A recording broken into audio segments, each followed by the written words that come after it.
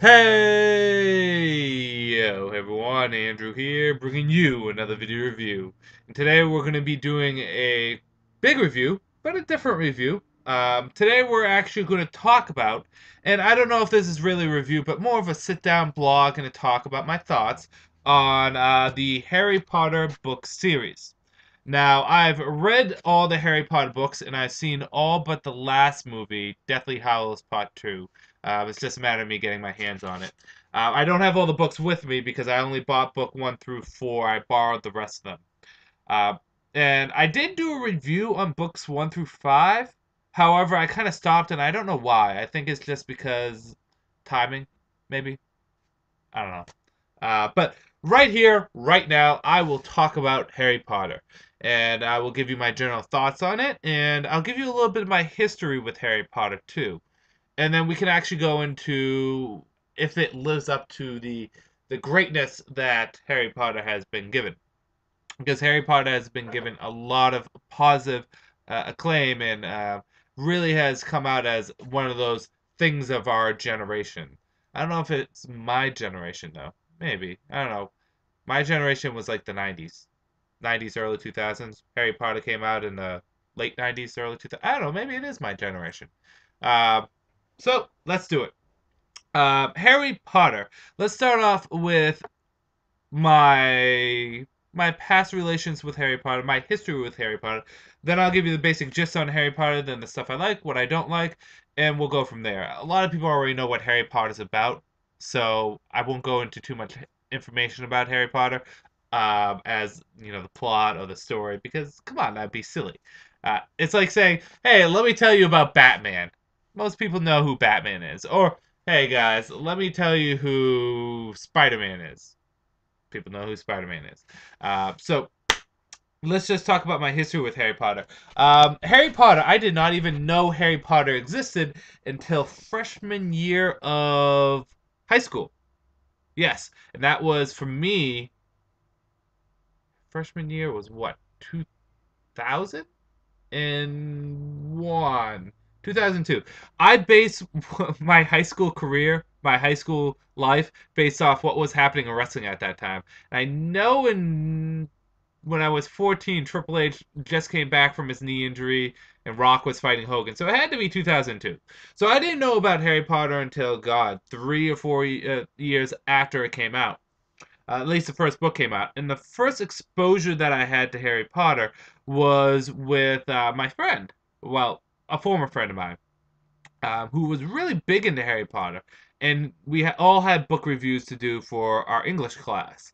And Miss Bascucci's English class. I remember who it was too. The English teacher that I had when we were doing this. I think I had her both the years for freshman and sophomore. Then I transferred to another school. But anyways, uh, he did a review on Harry Potter.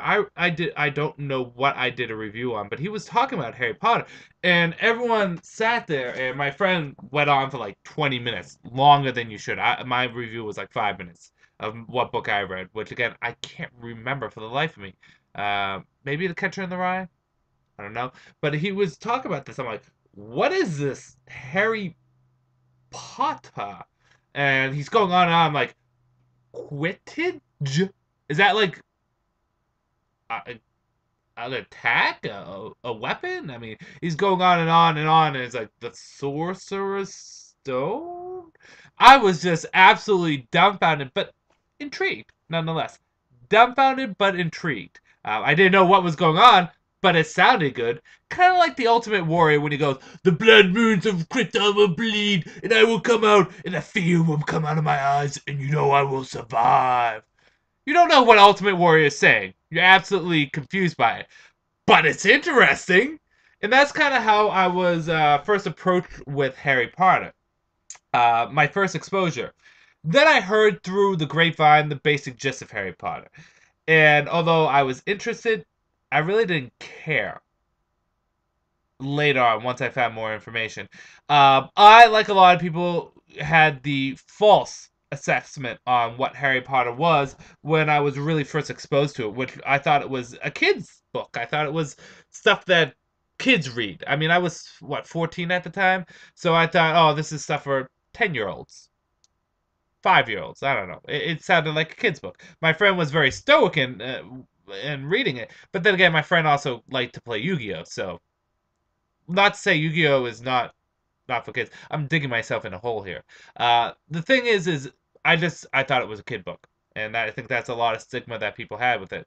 My first real exposure to the Harry Potter universe was surprisingly with the movies, and not the books. I didn't read the books.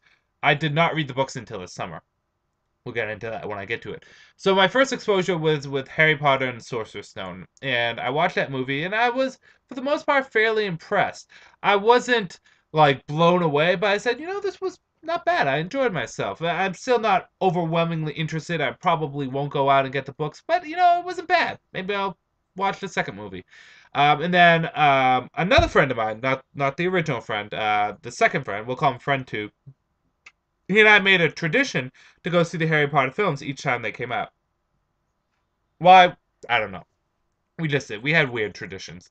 And we got up to the fourth movie. We watched the second, third, and the fourth with each other. And then our friendship kind of started to fall apart around that time, so we didn't see the other ones.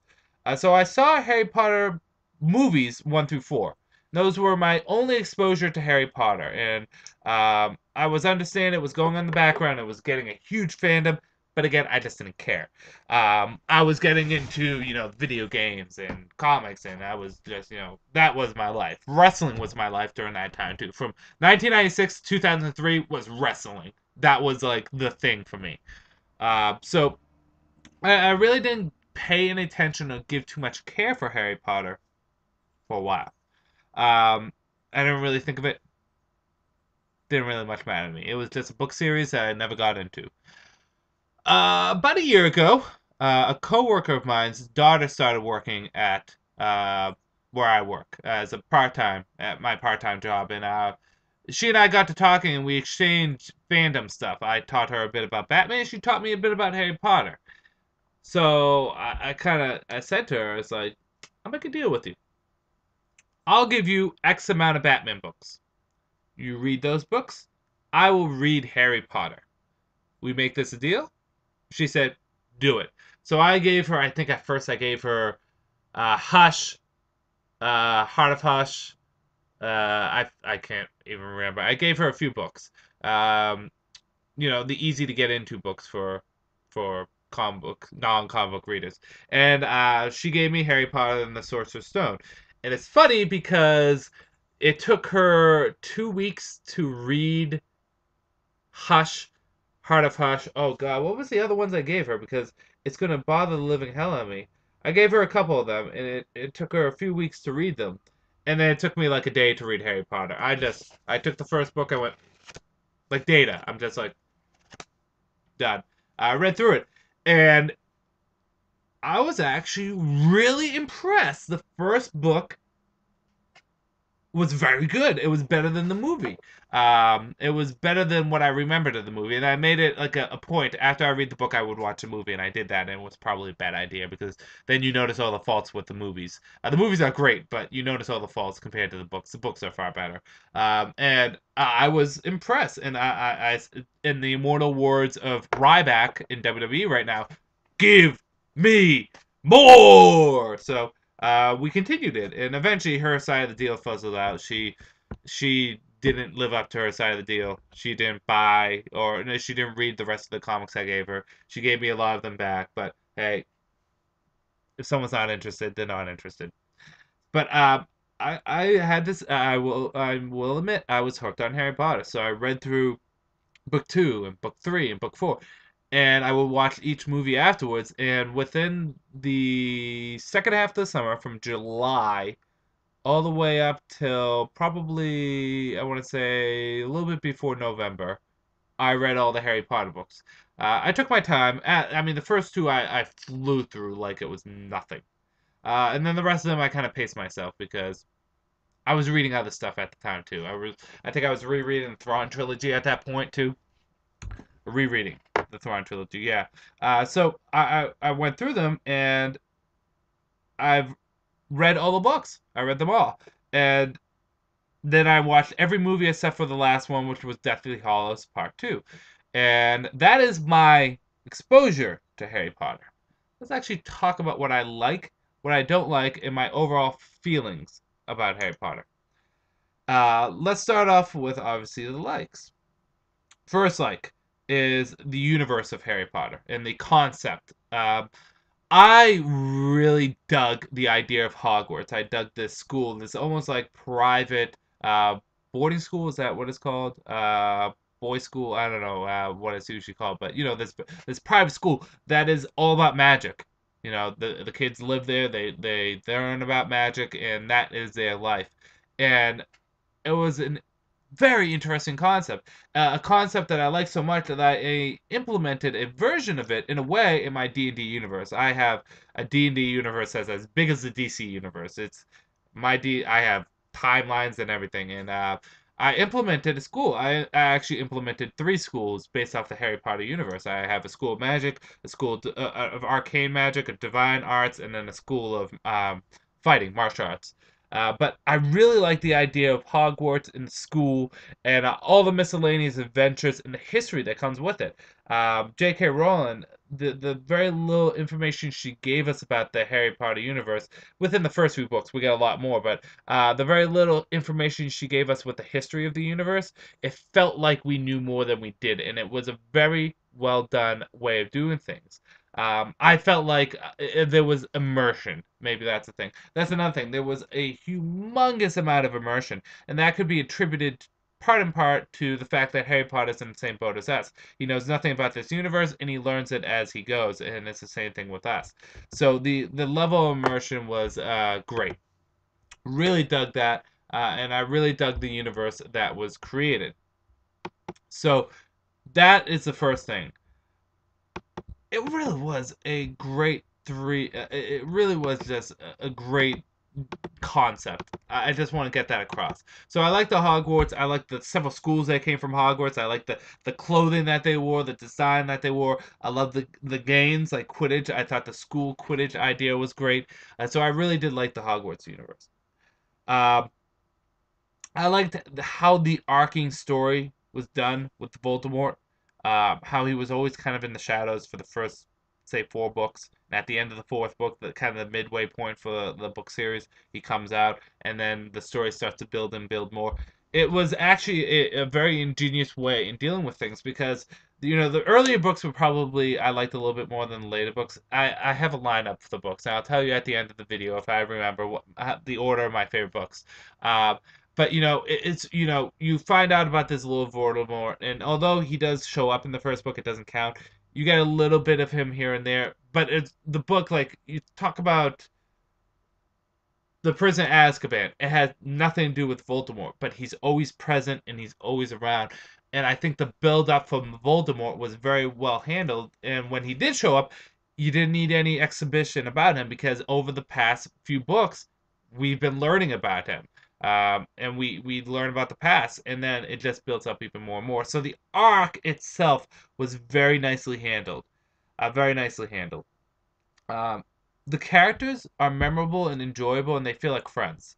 I did I give my top 10 favorite Harry Potter characters? I don't know if I did. Um, my my favorites aren't what normal people's favorites would be. For example, Harry, I don't mind him, but I don't care for him either. And I think a lot of people love Harry. Hermione is okay, but I'm not a big fan of her. Actually, my favorite is Ginny, and Neville. Why? Neville just because he was the perfect underdog and he almost took the prophecy. Perfect underdog, and Ginny because Ginny personality wise is my fiance. When I was reading Ginny, I'm like, holy shit, this is my fiance, just in a redheaded Irish girl's body. It was scary how much similar they are. So I think I like those characters more, and then I like that like McGonagall a lot.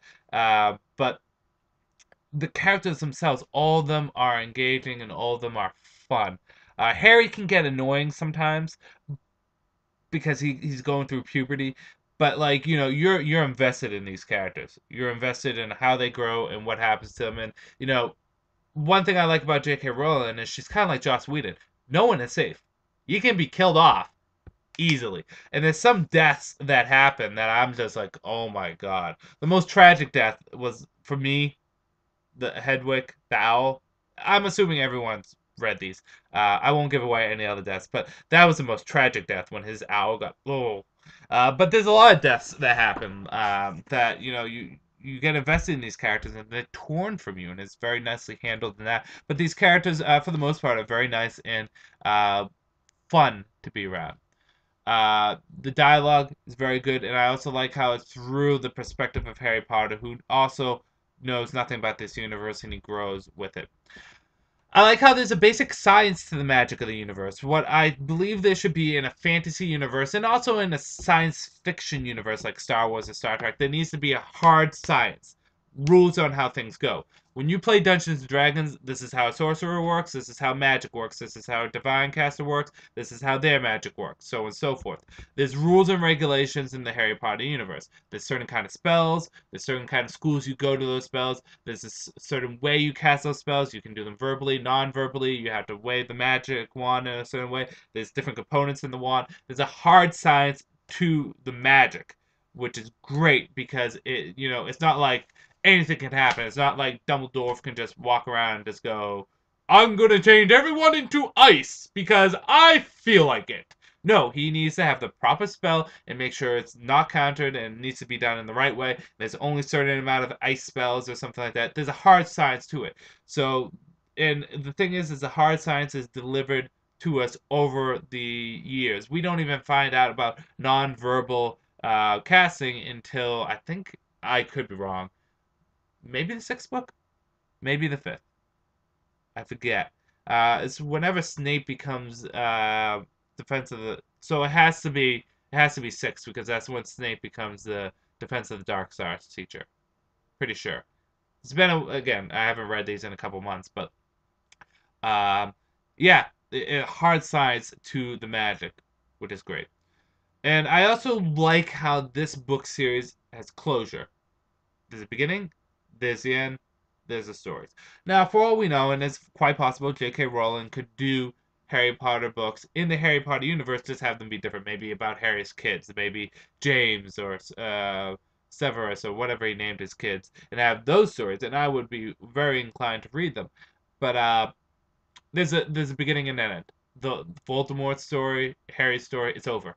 You can do other stuff, but this story is over, and that's good. It doesn't feel like it's going to be dragged out. It ends when it is good, and I like that. So I like that there's an ending to the story. That sounds really bad, like saying, "Oh, you don't want them to make more." That's not true. I would love to read more Harry Potter books. Don't get me wrong. But I don't want it to be with these characters. I want it to be with either the children. Maybe it could be with the Marauders. Maybe it could be with a completely different school set in the Harry Potter universe 10 years later. Doesn't matter. But these characters are done, and I think it's good that they're done. So I like that. You know what I also liked, and this goes back to the characters, I like how minor characters are very recognizable. Like James Dean. I think that was his name, James Dean. He's a character that, he was always around. He wasn't big, you didn't get too much on him, but he was always around, and you knew these characters' names because you got 7 books with hearing these characters. So I like how minor characters were always around. So those are kind of the major goods that I like. I'm sure there's more if I thought about it, but I'm just kind of going with what I got. On to the bad. Uh, as much good as there is about Harry Potter, there is bad too. Uh, for one, let's start with probably the biggest one for me. Voldemort is the worst villain ever. Voldemort was best when he wasn't around. First 2 books I'm reading about this Voldemort, I'm like, damn, this guy must be a freaking badass. He probably could give Ursula a run for his money. There's a reference there to something. Tell me if you know what that reference is. But Voldemort, first of all, he bitches way too much for a villain. He comes off as kind of comical. He's not really menacing or dark. And in addition to that, Voldemort suffers from the same problems that I think every magic-based villain ever suffers from. You take away their magic, they're nothing. They're nothing. I would love to have my D&D character go up against Voldemort, because Voldemort would be shitting his pants. My D&D character in Jealous has so many defenses against magic, it is overwhelmingly stupid. Voldemort would do Avada Kedavra and bounce right back at him. Great reflection. Again, I have an epic level D&D character, but that goes to the same thing. You take away something someone relies on too much, and then nothing. And that's, it would have been nice to see Voldemort have a little bit more stuff that didn't rely on magic.